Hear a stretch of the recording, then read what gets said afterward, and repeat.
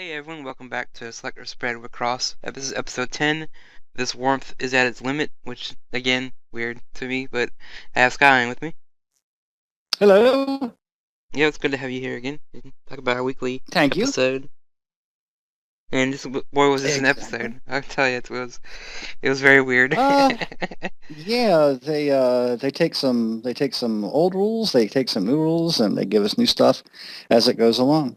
Yeah, it's pretty strange. And this base picks right back up with Chiori. I guess she won her big fight with Hitoe. Obviously, yeah, she lost, and the wish, I guess, got reversed, and so Chiori has now forgotten about WIXOSS and Eldora and all the stuff with that related to the game.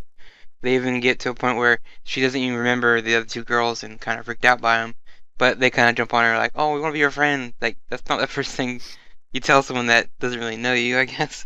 And she kind of runs away a little freaked out by their encounter. Well, I think that goes into the fact that, everyone just assumes that if you lose, if you get the We Cross curse, you forget about the game.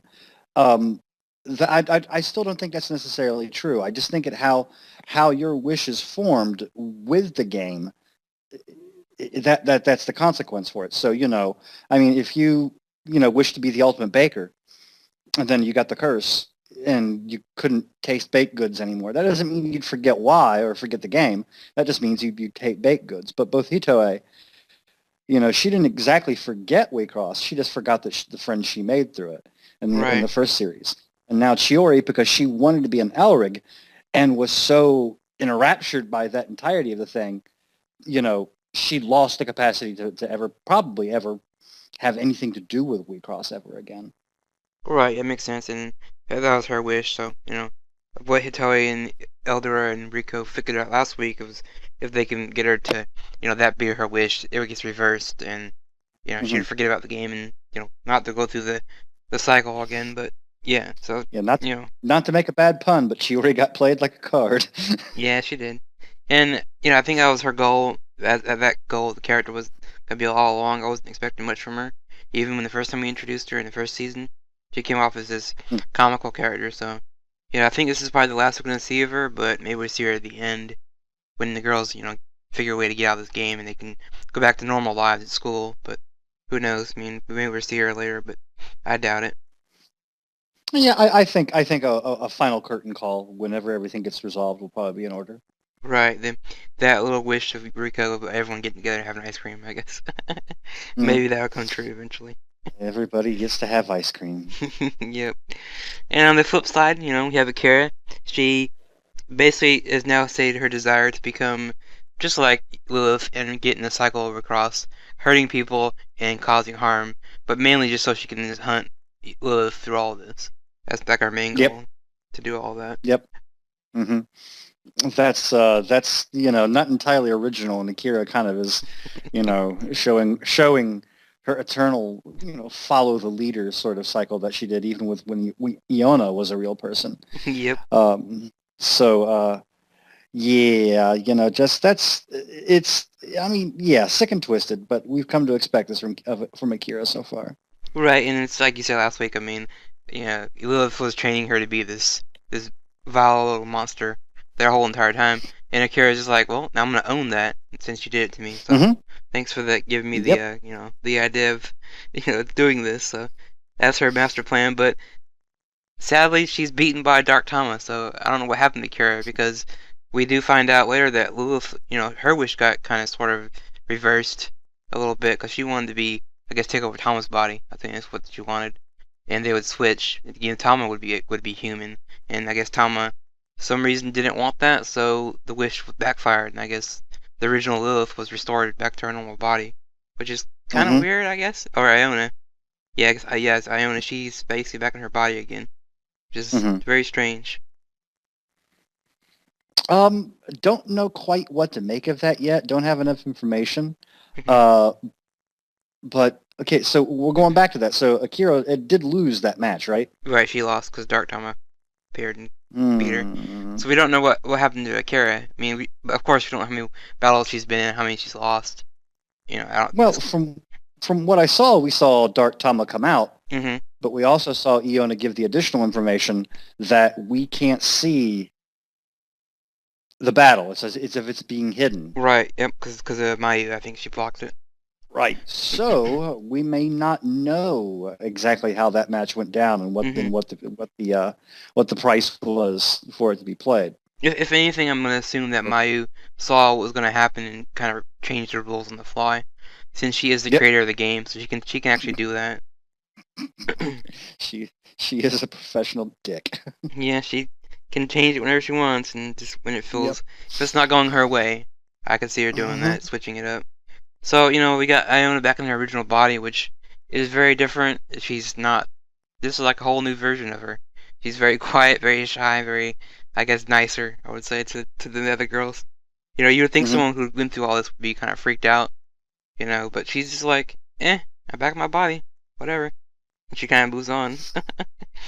It's just Yeah, weird. I mean, it's. I think I think she laid some groundwork with from that her wanting to stop being herself Right. because she had to constantly do what was expected of her. I think that constantly doing what was expected of her kind of came to the fore. So it's like, well, I have to be nice and pleasant and listen to people, Right. and that's what I'll do. So maybe she actually, maybe a part of her died when she was in Isle, I guess. Hmm. Like you said, being forced to do something every day, do it a certain way, and like she didn't want to be herself, and that kind of works for her wish, backfired, which you're back to yourself. So there you go. Hmm.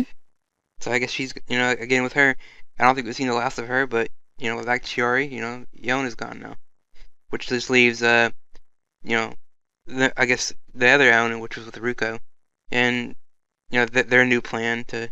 I guess Tama wants to be not Tama, but Ruko wants to be the Elrig and kind of go through the cycle to find Tama, which is like, I don't, Ruko, you need to rethink that. I don't know how it's gonna work. Hmm. Well, that means her and the newly named Yuki would Hmm. switch places. Yep, that's what I was gonna say. I almost forgot that her name was Yuki now, so But they would switch. but I don't think that mechanic even enters into Ruko's mind. Her desire is I think her desire is to face Mayu and slap her down hard. Yeah, I think that's what it's gonna eventually come down to. Mayu eventually taking things in her own hands and getting a human body and actually confronting Ruko like in a battle with Tama, and then Hmm. figuring out, okay, Ruko really isn't this bad person. If it was certain circumstances were different, maybe we could have been friends and things like that. And Yep. I can see that being the Yeah, I think the wish. Ruko's going to show her how to share her toys. Right. I mean, it's gonna be like, we're not all toys to you. We can actually be real friends if you give us a chance. And the end with Mayu, she's kind of with Tama. I guess Tama's kind of locked away in his cage, which again I think is my idea where Mayu is going to, have enough is enough and finally take things in her own hands, giving a human body and just saying, what, screw it, I'm just going to fight Ruka myself and find out more about this girl. And That's yeah, very possible. yeah, I think it could work. And then Ruko, for some reason, and the others decide to confront Hayano, which we haven't seen in a long time. And it's like, Exactly. why are we confronting her? Because I guess she gave the message about, I guess there's maybe a way she could fix everything. Maybe there's a way to Um, reverse it. I think this is one of those things to where they kind of wrote her out, didn't they? Yeah, they have, yeah. They kind of wrote that entire thing out, and they've shown that story with her and Yuzuki's brother has kind of gone in the background, but they haven't done much with it. And so now that it's getting closer to the finale, they have to pick that story thread back up and do something with it.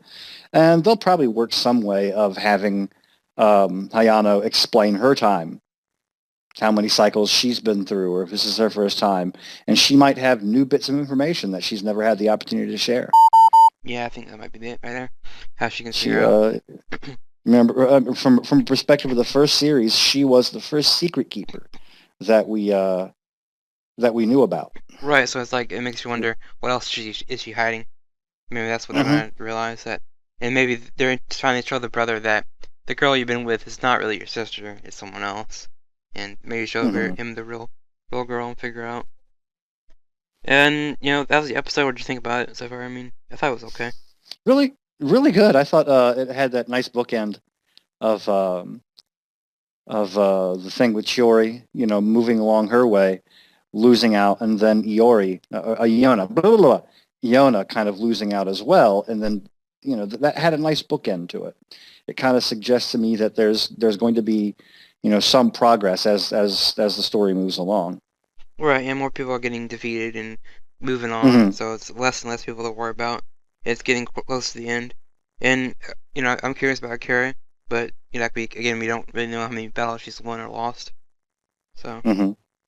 and yeah, extras from the episode, Kara extra was extra crazy. She was even going far as calling Rico and Hirotoi like cult members, like trying to recruit her Hmm. as a friend. It was pretty funny. That's apparent. That's apparently a worry in Japan about cultists and different stuff like that. Reminds you of Golden Time when they got recruited so easily.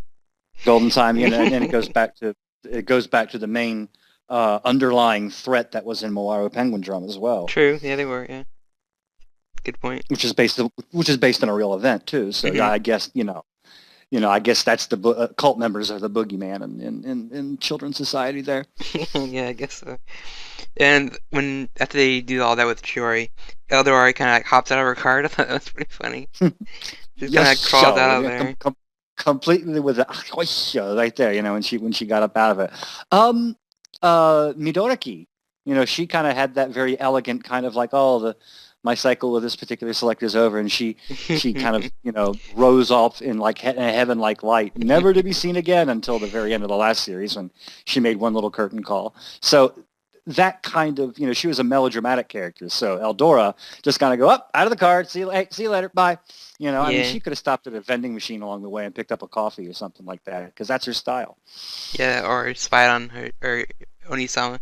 But yeah, it was kind of cool just seeing her do that. Get out of the car. I was like, wow, it's interesting. Makes you wonder like, why couldn't the other girls do that? But I'm like, oh right, she's moving on. So Yeah, she's moving on. they get a new card later, and that was pretty funny. Last was Lilith was kind of taunting Akira. That was kind of funny.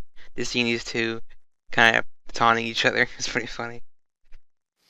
It was humorous in that kind of like that dark humor sort of Yeah, that way, was and definitely but yeah. and she's basically recreated herself when you get right down to it. Mm. So it's kind of like looking in a mirror, and those kind of things can always kind of play off weird. I mean, they either get the writing and the performance just right, or it just. I think it has a lot to do with what they're doing for Akira's VA. She constantly has to go back and forth between like I think she's adopted 4 different styles of voice for Akira so far.